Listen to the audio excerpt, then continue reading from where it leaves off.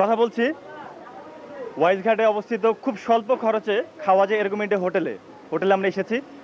আচ্ছা, সকালের খাবারের খরচ কত পড়ে? 7 টাকা, 8 টাকা, 6 টাকা, 4 টাকা, 5 টাকা। কি কি খাবার খাওয়ান? আলু ভর্তা, পাতলা ডাল, গরম ভাত। পাতলা ডাইল। জি। আচ্ছা, এটা সকালের। সকালে। আর দুপুরে? দুপুরে মাছ। আর মাছ ভাত। দুপুরে 11 টাকা, 12 টাকা, 10 টাকা। রাতে এরকম? ইয়েস। কারা খায়? খায় কাস্টমার। কি কি ধরনের কাস্টমাররা খায়? এই যেমন আমার মতন এই যারা ফেরি করে, চা বেচে তারা। আলু ভর্তা কত করে? 1 টাকা। মানে এক একটা গোল্লা কি 1 টাকা? 1 টাকা। ভাত? ভাত 3 টাকা প্লেট। প্লেট কিরকম? এই যে এই যে প্লেট। এই এক প্লেট 3 টাকা? এই 2 টাকা। 2 টাকা। আর ফার্স্টে 3 টাকা।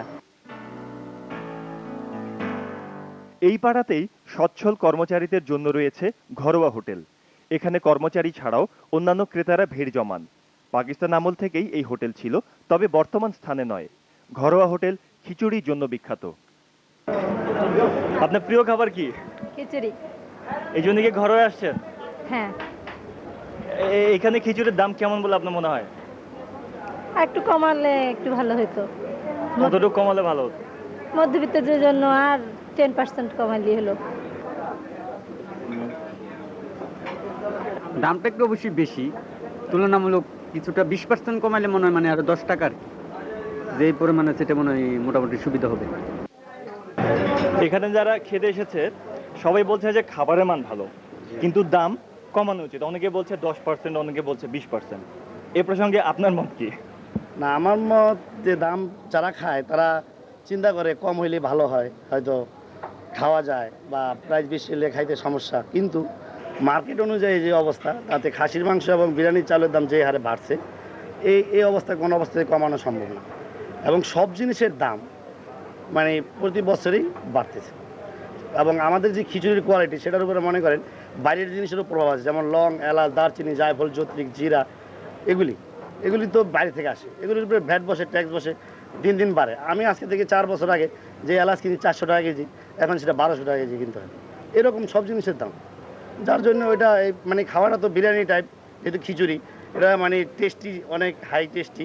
এটা করতে গেলে ওই ধরনের জিনিসই ব্যবহার করতে হবে, যার জন্য দাম বাড়বে। স্কুল, কলেজ, বিশ্ববিদ্যালয় ও তরুণ সমাজের কাছে দারুণ জনপ্রিয় ঢাকার চাঙ্কারপুলে অবস্থিত নীরব হোটেল। হোটেলটির নাম নীরব হলেও বাস্তবিক অর্থে দারুণ সরব। প্রতিদিন অসংখ্য মানুষ এই হোটেলে আসেন।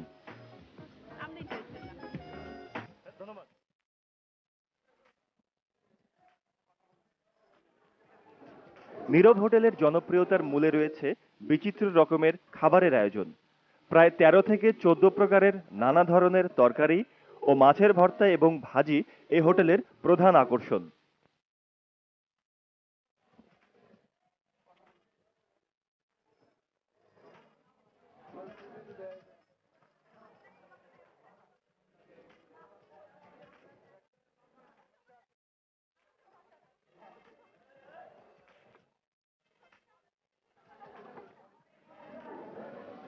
দল বেঁধে বন্ধু বান্ধব নিয়ে অনেকেই চলে আসেন এখানে। মধ্যবিত্ত শ্রেণীর জন্য আদর্শ হোটেল এই নীরব।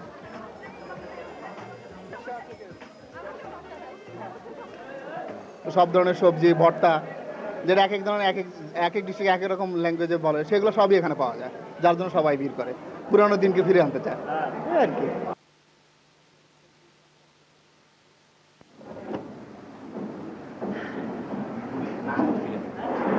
পুরনো ঢাকার খাবার বলতে তো আমরা সাধারণত মোগলাই, বিরিয়ানি এগুলো বুঝি। তো ভর্তা ভাজি দিয়ে একটি হোটেল চালানোর পেছনে কি উদ্দেশ্য কাজ করেছে? ভর্তাবাজি দিয়ে একটা হোটেল চালানোর পিছনের উদ্দেশ্য হলো যে আজকাল তো মনে করেন বড় বড় হোটেল বিভিন্ন জায়গায়, বড় বড় হোটেল হচ্ছে দামি দামি খাবার। মানুষ তো দামি দামি খাবার খেতে খেতে তার একদম অন্য ইয়ে হয়ে গেছে, তার মানুষ তো রুচির একটা পরিবর্তন আছে। তাই আমরা এটা আজকের থেকে না, প্রায় আজকে দীর্ঘ 35 থেকে 46 বছর যাবতীয় আমরা এটা প্রতিষ্ঠা হয়েছে। ক্রেতাদের সুবিধার্থে শহরে গড়ে উঠেছে ভ্রাম্যমাণ হোটেল। শহরের কিছু গুরুত্বপূর্ণ ও জনবহুল এলাকায় এই ধরনের ভ্রাম্যমাণ হোটেল দেখা যায়। এ ধরনের হোটেলের আবির্ভাব বেশি দিনের নয়। হোটেলের খাবারের মানও ভালো।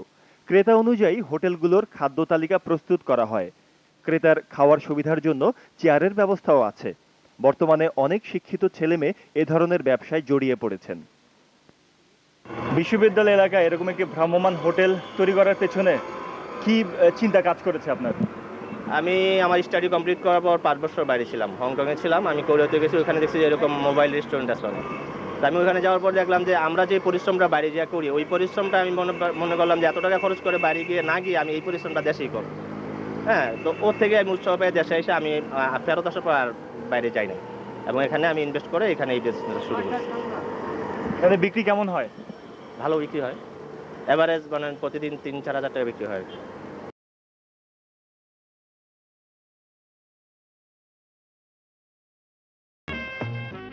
শহরে এলাকা ভিত্তিক কিছু খাবার হোটেল গড়ে উঠেছে, যেখানে অফিসের কর্মচারী হতে শুরু করে মধ্যবিত্ত ও উচ্চ মধ্যবিত্তের লোকজন খেতে আসতে পারেন।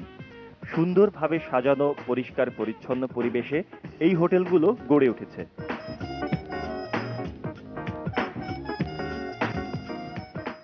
দাম কিছুটা বেশি হলেও ব্যস্ততাপূর্ণ এলাকায় অবস্থানের কারণে ক্রেতা পেতে তেমন একটা অসুবিধা হয় না। মোটামুটি সব ধরনের খাবার পাওয়া যায়, তবে মোগলাই খাবার বেশি চলে।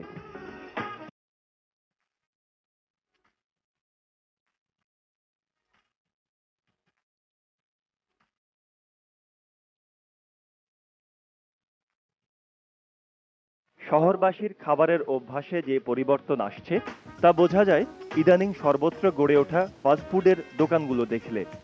শহরের আনাচে কানাচে ছড়িয়ে ছিটিয়ে পড়েছে এই দোকানগুলো। বর্তমানে উঁচু দালানের ছাদেও ফাস্টফুড প্রসারিত হচ্ছে। এখানে আসলে পাশ্চাত্য কায়দায় ভিন্ন সংস্কৃতির আমেজ পাওয়া যায়। দেয়ালে দেয়ালে ওয়েস্টার্ন গায়ক গায়িকার ছবি চোখে পড়ে।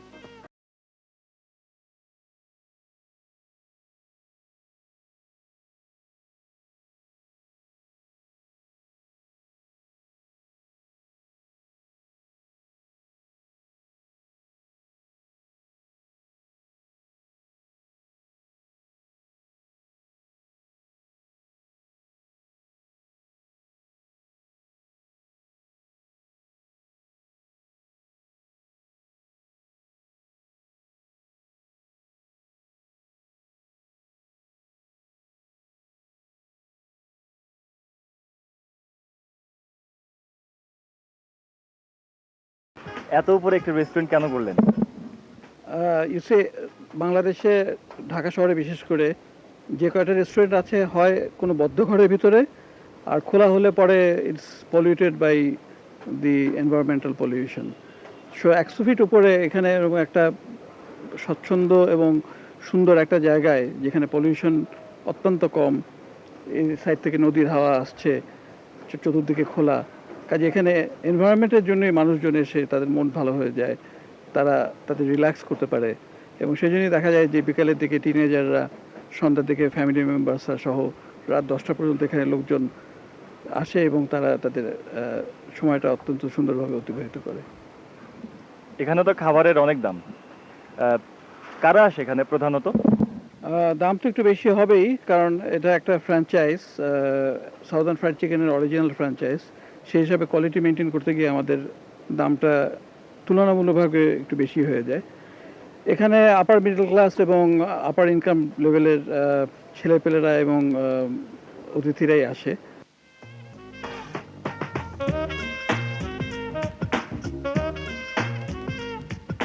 ঢাকা শহরে ফাস্টফুড যেমন আকাশচুম্বী হচ্ছে, তেমনি থাই ও চাইনিজ খাবারের হোটেলগুলিও ঊর্ধ্বমুখী হচ্ছে।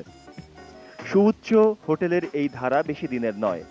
ঢাকা শহরে যত দিন যাচ্ছে অভিজাত এলাকার জমির মূল্য ততই বাড়ছে, যে কারণে আনুভূমিকভাবে হোটেল স্থাপন করা অত্যন্ত ব্যয়বহুল। ফলে ইদানিংকালের ব্যবসায়ীরা সুউচ্চ বাণিজ্যিক ফ্ল্যাটে হোটেল গড়ে তুলতে আগ্রহী হচ্ছেন। হোটেলের উচ্চতার সাথে সাথে দামটিও অনেকের ধরাছোঁয়ার বাইরে। তবে দাম বেশি হলেও হোটেলগুলোর খাবারের মান ভালো, এবং যেটা সবচাইতে বেশি গুরুত্বপূর্ণ তা হলো খাবারগুলো স্বাস্থ্যসম্মতভাবে তৈরি করা হয়। অনেকটা পাশ্চাত্য ঢঙে সাজানো হয় এ ধরনের হোটেলগুলো। হোটেলের অভ্যন্তরে কৃত্রিম ফোয়ারা, সুদৃশ্য বাতিসজ্জা, চমৎকার আসবাবপত্র সবকিছু দ্বারা হোটেলকে অতিথিদের নিকট আকর্ষণীয় করে তুলতে চেষ্টা করা হয়। এ ধরনের হোটেলে উচ্চবিত্তরা বেশি আসেন, মাঝারি আয়ের লোকজন মাঝে মধ্যে শখ করে আসেন। এইসব দামি অভিজাত হোটেলগুলোকে দেশের সাধারণ শ্রেণীর মানুষেরা কিভাবে গ্রহণ করছে? সাধারণ শ্রেণীর লোকেরা বর্তমানে এই ধরনের রেস্টুরেন্টগুলির ভিতরে তাদের বেশিরভাগে আগ্রহ এবং তারা বেশি ভিড় জমাতেছে। আগের দিনে তারা বিশেষ একটা এইদিকে আসতো না, কিন্তু ডে বাই ডে এখন তাদের আগ্রহ যেন বেড়ে যাচ্ছে। বিভিন্ন কারণে তারা এখন এই সমস্ত রেস্টুরেন্টে আসতে চায় বেশি। কারণগুলো কি কি?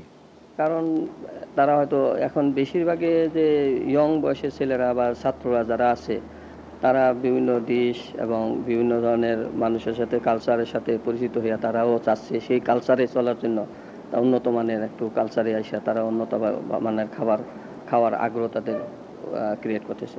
এছাড়া এখন অনেকেই চাচ্ছে না যে তাদের বাড়িতে ঝামেলা বেশি হোক।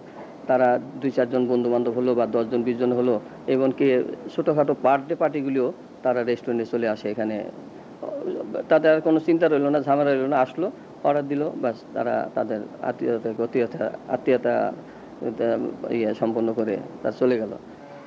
সময়ের সাথে সাথে মানুষের খাদ্যাভ্যাস পাল্টাচ্ছে। দৈনন্দিন জীবনের খাদ্য তালিকায় প্রভাব ফেলছে ব্যক্তির নিজস্ব রুচি, অর্থনৈতিক অবস্থা, স্বাস্থ্যগত বিষয় প্রভৃতি, যে কারণে সামগ্রিকভাবে বিষয়টি হয়ে পড়েছে ব্যাপক এবং জটিল। আমরা এর একটি ক্ষুদ্র অংশ আপনাদের সামনে তুলে ধরার চেষ্টা করেছি। ভালো থাকুন, নিরাপদে থাকুন।